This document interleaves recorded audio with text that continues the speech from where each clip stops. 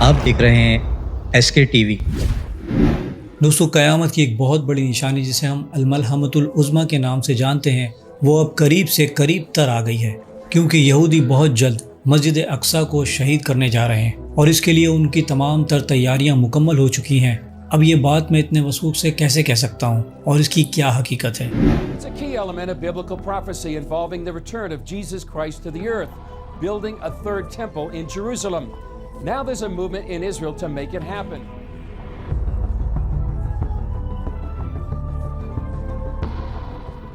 دوستو، ناسا کے سائنسدانوں کو 8 اپریل 2024 کے ہونے والے سورج گرہن نے پریشانی میں مبتلا کر دیا ہے۔ NASA has a warning for people who want to get a closer look at next month's total solar eclipse.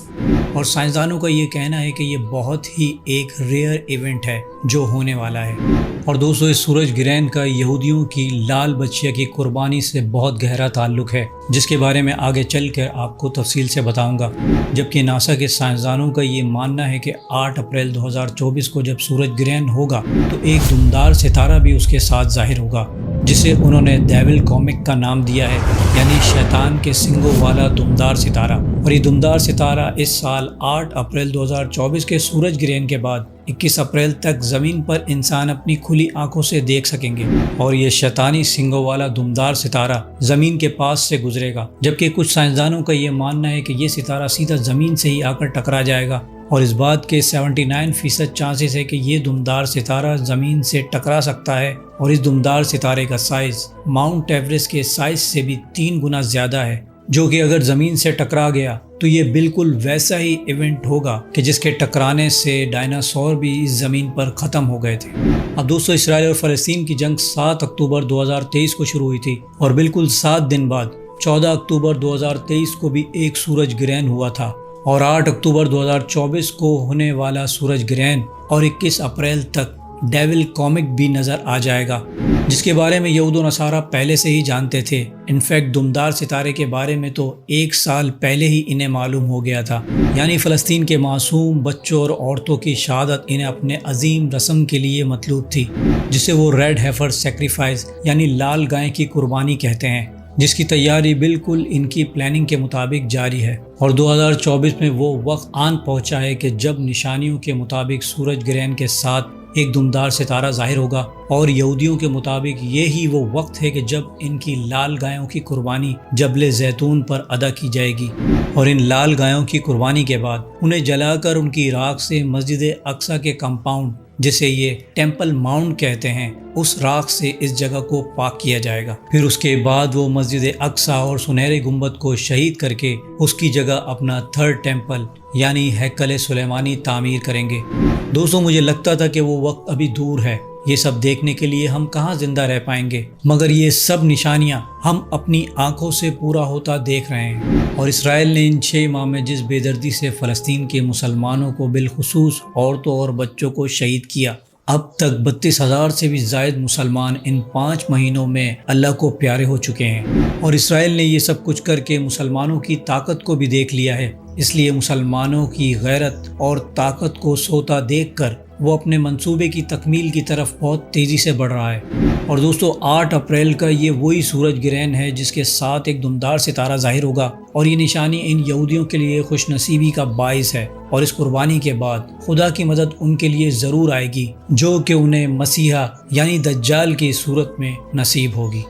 دوستو، یہودی سالوں سے اس گائے کو تلاش کر رہے تھے۔ آپ نے اگر سورہ بقرہ میں ایک گائے کا قصہ پڑھا ہو تو آپ جانتے ہوں گے کہ جس گائے کو قربان کرنے کا بنی اسرائیل کو حکم دیا گیا تھا، اس کی کیا خصوصیات تھیں۔ اب یہودی بڑے عرصے سے ایسی ہی خصوصیت والی گائے کی تلاش کر رہے تھے، اور 2022 میں امریکی ریاست ٹیکساس میں انہیں وہ تمام خصوصیت والی گائیں مل گئیں جنہیں وہ تلاش کر رہے تھے۔ ان 5 گائیں کو فلسطین پہنچایا گیا اور ان کی لوکیشن خفیہ رکھی گئی، ان کے معائنے وغیرہ ہوتے رہے، اور اب ان میں سے 4 گائیں ایسی ہیں جو قربانی کے لیے بالکل تیار ہیں۔ دوستو اس قربانی کے لیے جبل زیتون پر 12 سال پہلے ایک پلاٹ خرید لیا گیا تھا جس پر قربان گاہ تیار ہو چکی ہے، جہاں گائے کو جلایا جائے گا، اور اس کے ساتھ ہی ان کا ہیکل سلیمانی کی تعمیر کا پہلا قدم پورا ہو جائے گا۔ ضروری نہیں کہ اگلے ہی دن مسجد اقصی کو شہید کر کے اسے تعمیر کرنا شروع کر دیا جائے، مگر یہ رسومات ہیکل سلیمانی کی تعمیر سے پہلے کرنا بہت ضروری ہیں، اور نشانیاں اور وقت کے حساب سے اپریل ہی وہ ممکنہ مہینہ ہوگا جب یہ رسم ادا کی جائے گی، اور اس رسم کے ساتھ ہی ہیکل سلیمانی کی تعمیر کا پہلا اقدام پورا ہو جائے گا، اور رسم کے لیے گائے کی عمر 3 سال سے زیادہ ہونی چاہیے، اور اپریل میں یہودیوں کی عید پر یہ قربانی ادا کر دی جائے گی، کیونکہ لال گائے کی قربانی کا وقت آ گیا ہے۔ دوستو اسرائیل اتنا طاقتور ہو چکا ہے کہ اب اسے اس رسم اور ہیکل سلیمانی کی تعمیر سے کوئی مسلمان ملک نہیں روک سکتا، کیونکہ پچھلے 5 مہینوں میں فلسطین میں جو کچھ ہوتا رہا وہ کسی سے ڈھکا چھپا نہیں، اور مسلمانوں کے یہ 52 ممالک کہ جن میں سے کسی کے پاس ایٹم بم ہے تو کوئی مالی طور پر بہت زیادہ امیر ہے، سوائے مذمت اور سفارت کاری کے یہ تمام ممالک اسرائیل کا کچھ بھی نہیں کر سکتے، جبکہ لاکھوں فلسطینی شہید اور بے گھر کر دیے گئے، اور وہ وقت دور نہیں کہ جب جنگ عظیم سوئم شروع ہونے کو ہے۔ اور دوستو امت کو اس وقت اس عظیم لیڈر کی تلاش ہے کہ جو امت کو اس بھنور سے نکالیں گے، کیونکہ یہ سب احادیث کے مطابق بالکل ٹھیک ویسے ہی پورا ہو رہا ہے کہ جس کے بارے میں نبی کریم صلی اللہ علیہ وآلہ وسلم نے 1400 سال پہلے ہی ارشاد فرما دیا تھا۔ پھر جب یہودی مسجد اقصی کو شہید کریں گے تو تیسری جنگ عظیم شروع ہو جائے گی، اور جب امت ظلم و ستم میں گر چکی ہوگی تو تب اللہ سبحانہ و تعالی آل محمد صلی اللہ علیہ وآلہ وسلم میں سے اپنا خلیفہ مکہ میں خانہ کعبہ کے قریب حجر اسود اور مقام ابراہیم کے درمیان ظاہر کرے گا۔ پھر ان کی مدد کے لیے کالے جھنڈوں والا لشکر خراسان سے آئے گا۔ اس کے بعد وہ خراسانی کالے جھنڈوں والا لشکر امام مہدی علیہ السلام کی قیادت میں یروشلم اور مسجد اقصی کو فتح کریں گے، جو مسلمانوں کے ہاتھوں سے نکل گئی ہوگی، کیونکہ یہودیوں نے وہاں اپنا 3rd ٹیمپل تعمیر کر لیا ہوگا، اور فلسطین کی سرزمین ہی وہ جگہ بنے گی جہاں سے تیسری عالمی جنگ کا آغاز ہوگا، یعنی الملحمۃ العظمیٰ، دا آرمگڈن، کہ جس کے متعلق نبی کریم صلی اللہ علیہ وآلہ وسلم نے ارشاد فرمایا کہ یہ جنگ اتنی خون ریز ہوگی کہ ایک آدمی کے 100 بیٹے اس جنگ میں لڑیں گے تو 99 اس جنگ میں قتل کر دیے جائیں گے، صرف ایک ہی بچ پائے گا۔ اللہ سبحانہ و تعالی مسلمانوں کو ایسی طاقت و قوت عطا فرمائے گا کہ مسلمان ہی اس جنگ میں فتح یاب ہوں گے، اور مسلمان حضرت امام مہدی علیہ السلام کی قیادت میں فتوحات کرتے کرتے قسطنطنیہ تک جا پہنچیں گے اور اسے بھی فتح کر لیں گے۔ تب وہاں آپ کو خبر ملے گی کہ دجال کا خروج ہو گیا، تب آپ قسطنطنیہ سے دمشق آئیں گے، تو تب دمشق کی ایک جامع مسجد میں دجال آپ کے لشکر کو گھیر لے گا۔ اس کے بعد حضرت امام مہدی علیہ السلام کی آسمان سے مدد آئے گی، جو کہ حضرت عیسیٰ علیہ السلام کی صورت میں مسلمانوں کو حاصل ہوگی۔ دجال حضرت عیسیٰ علیہ السلام کو دیکھ کر نمک کی طرح گھلنا شروع ہو جائے گا اور وہ اسرائیل کی طرف بھاگے گا۔ حضرت عیسیٰ علیہ السلام دجال کا تعاقب کریں گے اور فلسطین میں مقام لد پر اسے پکڑ کر قتل کر دیں گے، اور مسلمانوں کو حکم دیں گے کہ ایک ایک یہودیوں کو چن چن کر قتل کر ڈالو۔ یہودی جان بچا کر بھاگیں گے، مگر پوری روئے زمین پر انہیں کہیں پناہ نہ ملے گی سوائے غرقت کے درخت کے۔